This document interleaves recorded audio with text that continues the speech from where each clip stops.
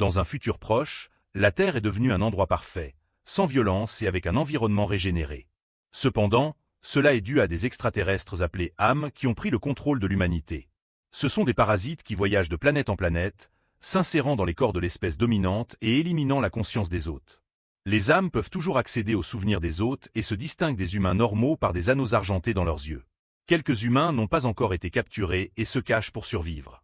Parmi ces rebelles, il y a Mélanie, qui tente de se réfugier dans un hôtel, mais est finalement repérée par un groupe d'âmes policières appelé Trackers. Mélanie parvient à en frapper quelques-uns et s'enfuit à l'étage supérieur, où elle saute par une fenêtre, subissant de graves blessures en s'écrasant au sol. Les Trackers la capturent et l'emmènent dans une installation médicale où toutes ses blessures sont instantanément guéries grâce à un spray extraterrestre. Ensuite, ils prennent un parasite âme d'une capsule et l'insèrent dans son corps. Lorsqu'elle se réveille, ses yeux ont changé, et l'âme en elle se présente sous le nom de Voyageuse. Pendant les premières heures, Voyageuse est autorisée à se reposer et à s'adapter à ce nouveau corps, mais elle découvre rapidement une voix dans sa tête. Mélanie refuse de mourir et lutte contre le contrôle de Voyageuse. Plus tard, Traqueuse Blondie convoque Voyageuse dans son bureau et lui demande d'accéder aux souvenirs de Mélanie pour localiser les rebelles. Voyageuse s'exécute et commence à raconter le passé de Mélanie. Un jour, alors qu'elle nageait avec son frère Jamie, les Trackers sont arrivés. Les deux enfants se sont cachés sous un ponton pendant que leur père, dans la maison, s'est suicidé pour éviter de devenir une âme.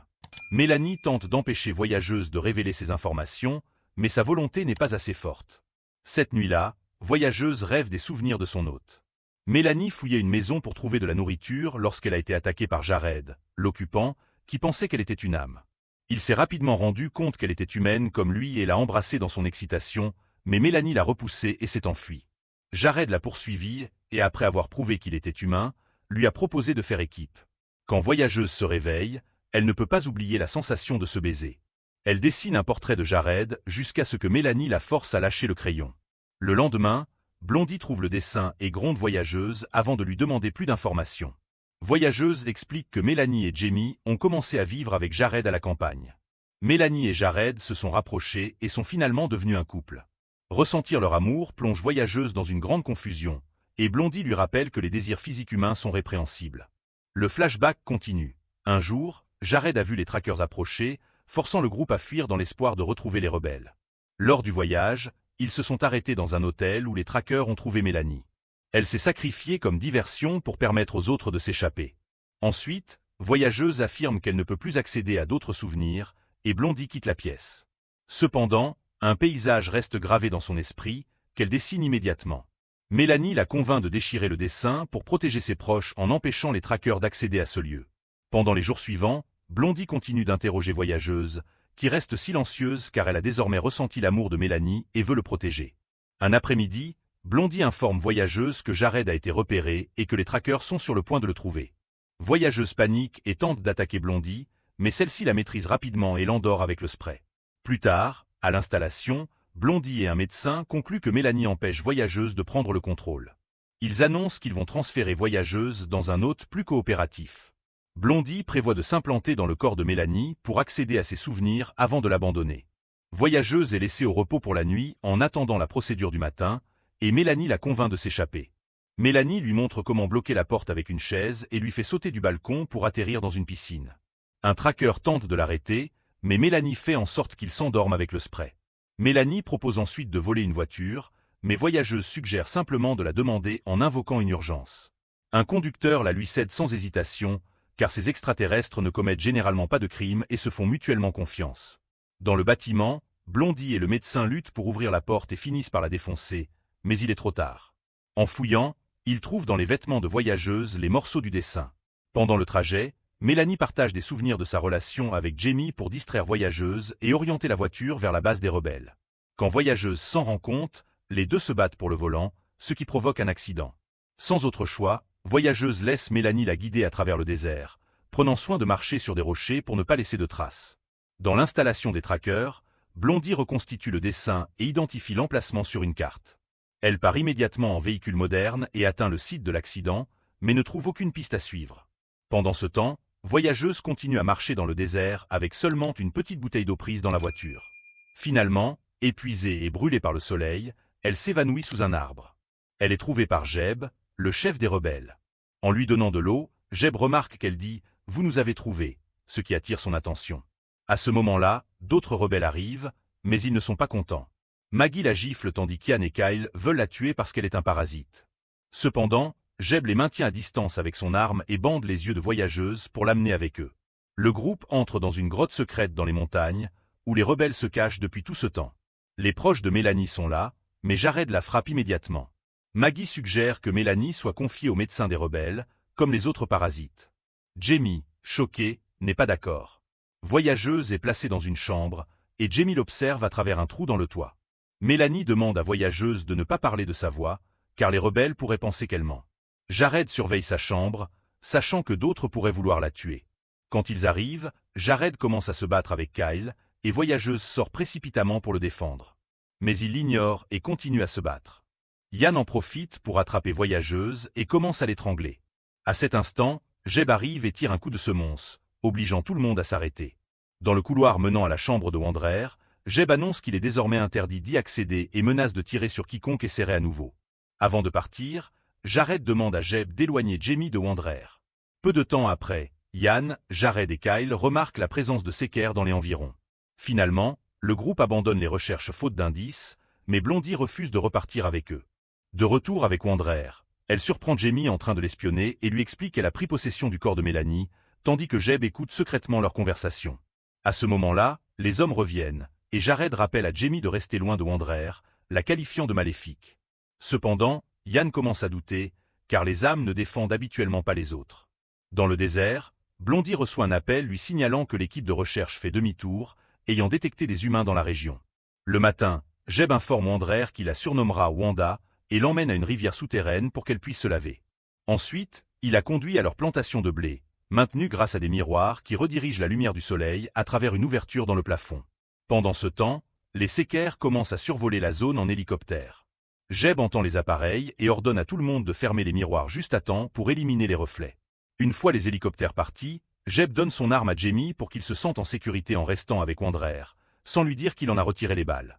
Jamie emmène Wanderer voir une grotte illuminée par des verres luisants, et Mélanie décide de révéler la vérité. Wanderer explique que Mélanie est toujours vivante à l'intérieur d'elle, et Jamie, soulagé, la serre dans ses bras. Pendant ce temps, un groupe d'humains part en camion pour chercher des provisions. En vidant un supermarché, il tombe sur un Seker. Jared le neutralise rapidement, le met dans un camion, et le groupe prend la fuite. Le lendemain matin, Wanderer est invitée à participer à la récolte du blé. Pendant qu'elle travaille, elle échange des regards complices avec Ian. Maggie refuse de lui donner de l'eau, mais Ian partage la sienne. Wanderer apprécie l'attention, bien que Mélanie lui rappelle qu'Ian avait tenté de la tuer. Soudain, le bruit des hélicoptères revient, provoquant un accident avec la faux qui blesse Jamie. Tout le monde se précipite pour refermer les miroirs, évitant une nouvelle fois d'être repéré. Les hélicoptères repèrent un des camions roulant trop vite. Les hommes à bord ouvrent le feu pour les éloigner, mais les Seker en voiture se lancent à leur poursuite. Rapidement encerclés, ils décident de sacrifier le camion pour éviter d'être capturés. Jared et Kyle, dans un autre véhicule, assistent à la scène impuissante et doivent feindre d'être des âmes pour continuer leur mission. Blondie remarque leur hésitation et alerte son équipe. Une voiture Seker les poursuit, mais Jared arrête le camion sous un pont, provoquant un accident avec le véhicule ennemi. Alors qu'il tente de capturer le conducteur, Blondie intervient et commence à tirer. Les deux hommes s'échappent en camion, mais Blondie tue accidentellement le conducteur Seker, ce qui lui vaut les reproches de ses collègues. Dans les grottes, Wanderer partage des histoires sur son peuple, expliquant qu'ils ont colonisé 12 planètes habitées, toujours en harmonie avec les espèces locales. Elle révèle également avoir plus de 1000 ans. Jared et Kyle reviennent furieux de voir Wanderer traité en égal à la table. Jeb les empêche de tirer, et Ian défend Wanderer, mais n'est pas entendu. Jamie intervient et révèle que Mélanie est toujours vivante, mais Jared refuse de le croire et s'en va. Ian décide de garder Wanderer dans sa chambre pour sa sécurité. Cette nuit-là, Jared rêve de moments intimes avec Mélanie et décide de lui parler, bien qu'il continue à l'appeler ça. Ian leur accorde un moment en privé, et Jared embrasse Wanderer. Mélanie panique et oblige Wanderer à le repousser, comme lors de leur première rencontre. Jared y voit une preuve de la présence de Mélanie et lui déclare son amour. Terrifié, Wanderer s'enfuit et se cache près de la rivière. Kyle la cherche et après une longue lutte, tente de la jeter dans une cascade. Wanderer parvient à le frapper, le faisant tomber à sa place. Bien que Mélanie veuille le laisser mourir, Wanderer le sauve de la noyade. Jared et Ian arrivent pour les aider, et le docteur examine tout le monde. Wanderer affirme qu'il s'agissait d'un accident, mais Yann n'y croit pas. Faute de preuves, Kyle reste libre. Jared part en mission avec Kyle, laissant Yann surveiller Wanderer. Plus tard, Yann avoue ses sentiments pour Wanderer, mais Mélanie les interrompt, provoquant une tension. Yann embrasse Wanderer malgré ses hésitations, mais elle lui demande du temps pour réfléchir. Pendant ce temps, au QG des Séquaires, Blondie examine des images de la région et remarque que ses mains tremblent. Une voix dans sa tête commence à se manifester, mais elle refuse d'accepter qu'elle perd le contrôle. Plus tard, Wanderer découvre que la blessure de Jamie n'a pas reçu de soins adéquats et confronte le médecin, horrifié d'apprendre que les Séquaires capturés sont tués pour extraire les parasites. Elle traite le groupe de monstres et s'isole dans sa chambre pour pleurer.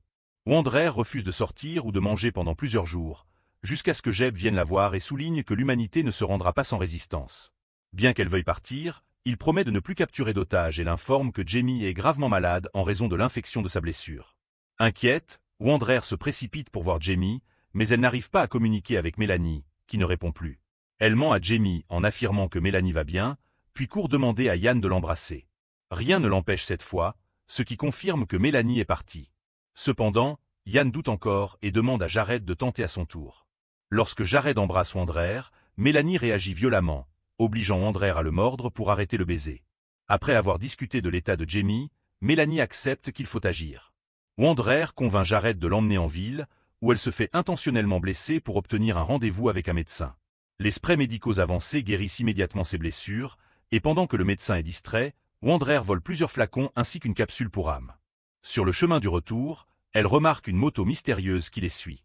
Une fois aux grottes, les sprays guérissent Jamie, qui se rétablit instantanément. La confiance envers Wanderer grandit, et elle accompagne le groupe lors de la prochaine mission d'approvisionnement, utilisant ses yeux pour obtenir légalement de la nourriture. À leur retour, ils découvrent un garde-mort devant l'entrée de la grotte. Blondie, qui était sur la moto, surgit et tente de les attaquer, mais Jeb intervient et la neutralise en premier. Blondie est soignée avec un spray, ce qui la désoriente. Wanderer l'interroge et confirme que les autres Séquaires ignorent sa localisation, assurant leur sécurité temporaire. Après réflexion, Wanderer propose au médecin de lui apprendre à extraire les parasites sans les tuer, à condition qu'il arrête de les sacrifier. Il accepte. Blondie est endormie, et le médecin effectue une incision sous les directives de Wanderer. Ils extraient délicatement le parasite, qui est placé dans la capsule volée. Blondie, redevenue humaine, révèle que son vrai nom est Lacey. Elle explique que, comme Mélanie, elle était piégée dans son propre corps, ce qui l'a poussée à poursuivre Wanderer pour empêcher d'autres hôtes de subir le même sort. Le groupe se rend en ville, où Wanderer utilise un système laser pour envoyer le parasite de Lacey dans l'espace. De retour à la grotte, Wanderer demande au médecin de l'extraire du corps de Mélanie et de la laisser mourir. Tout le monde s'oppose à cette idée, arguant qu'ils peuvent aussi sauver Wanderer, mais elle refuse d'écouter. Yann la poursuit et lui déclare son amour. En réponse, elle lui donne un dernier baiser d'adieu. Plus tard, Wanderer se réveille, surprise de voir Mélanie devant elle. Le groupe explique qu'ils ont transféré Wanderer dans le corps d'une jeune femme en état de mort cérébrale, permettant à Wanderer de vivre tout en donnant un nouveau sens à cette vie. Wanderer, désormais appelée Wanda, commence une nouvelle existence avec Yann, tandis que Mélanie retrouve Jared. Quelques mois plus tard, les deux couples se promènent en ville lorsqu'un Séquaire les arrête. Il enlève leurs lunettes pour vérifier leur humanité et remarque les yeux extraterrestres de Wanda. Il lui demande si elle est prisonnière, et malgré les recommandations des autres, Wanda affirme être amie avec les humains. Le Séquaire sourit. Il fait lui aussi partie d'un groupe allié aux humains et invite les couples à collaborer pour trouver d'autres survivants.